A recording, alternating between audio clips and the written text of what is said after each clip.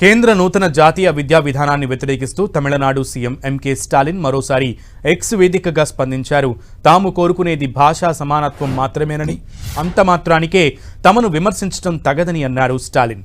ఈ క్రమంలో డీఎంకే ప్రభుత్వంపై వస్తున్న విమర్శలకు ఆయన కౌంటర్ ఇచ్చారు. మేం కోరుకునేది భాషా సమానత్వమేనని సీఎం స్టాలిన్ స్పష్టం చేశారు. తమిళనాడులో తమిళం భాషకు ప్రాధాన్యం కల్పించమని అడుగుతున్నామని, అంతేకాని ఇది దురాభిమానం, పక్షపాతం అనే ముద్రలు తమపై వేస్తున్నారని మండిపడ్డారు. దురాభిమానం ఎలా ఉంటుందంటే తమిళులు అర్థం చేసుకోలేని భాషలో 3 క్రిమినల్ చట్టాలకు పేర్లు పెట్టడంలా ఉంటుందని సీఎం స్టాలిన్ వ్యాఖ్యానించారు. దేశాభివృద్ధిలో కీలక పాత్ర పోషించే రాష్ట్రానికి ప్రాముఖ్యత ఇవ్వకపోవడం, ఎన్ఈపీ విధానాన్ని నిరాకరించినందుకు విద్యకు వెచ్చించాల్సిన నిధులను ఆపేయడం దాని కిందకే వస్తుంది అని ఆగ్రహించారు.